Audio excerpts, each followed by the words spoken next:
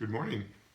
Uh, Jason Shepard, my pastor, said some honest things this past Sunday when he was preaching from Psalm 139. Now, I'm not saying that the other things weren't honest, but he opened his heart with these and in doing so exposed all of us.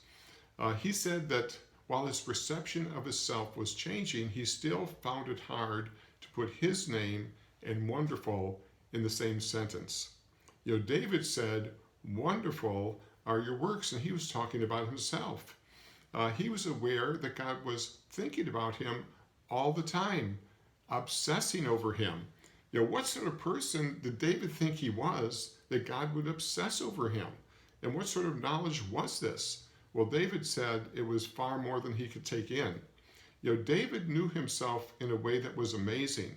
At one point, as his best friends turned on him and were in the process of stoning him, David began to dance a jig and began to encourage himself in the Lord. Who does that? Who does that?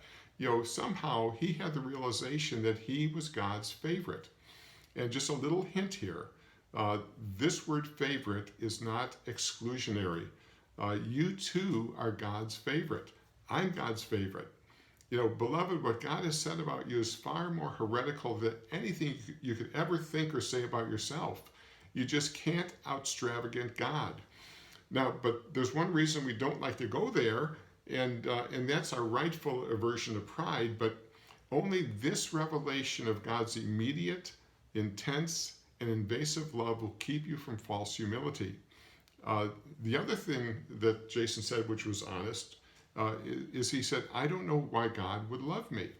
Now, to understand that, you'll need to go beyond the fall and creation and delve into the relationship the Father and the Son have enjoyed in the Spirit forever.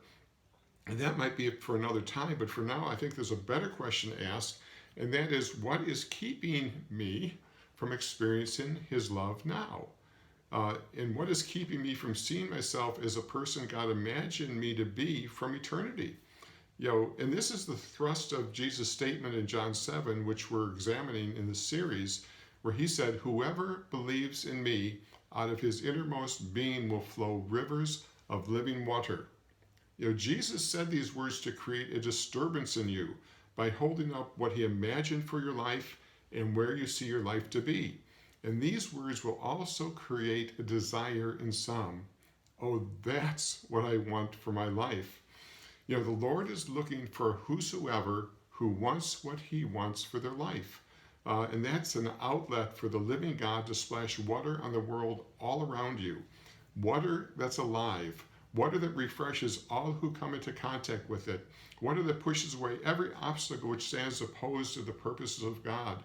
Water which flows from heaven's throne, flowing out through me and you. Me? You? Again, what Jesus and scriptures say about you is so far flung beyond anything you can imagine that it is hard to believe, which is ironic because Jesus says that believing is the path to experiencing. So how do we believe? Are we to scrunch up our face and say to ourselves, "I believe, I believe, I believe"? Does it seem like you are swimming upstream instead of being carried along by the Lord? I fear, like I said last time, that many Christians still live in the land of "I am not" rather than the land of "I am," in the land of sinnership rather than sonship, and the land of try harder rather than the land of promise. So Jesus said, "Whoever believes in me." Over the next couple posts, I'm going to break this down, but let me tell you where I'm going.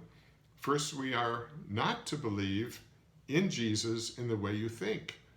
We have this picture of Jesus up there, and we're trying to attach our faith to him, spitballing as it were. No, the word John uses always in the gospel for "believe in me" is the Greek word "into." It is a coming into contact with him. We are to connect with him. And then Jesus also graciously breaks down believing for us right before the statement when he says, "If anyone thirst, let him come to me and drink." Believing is thirsting and then coming and drinking.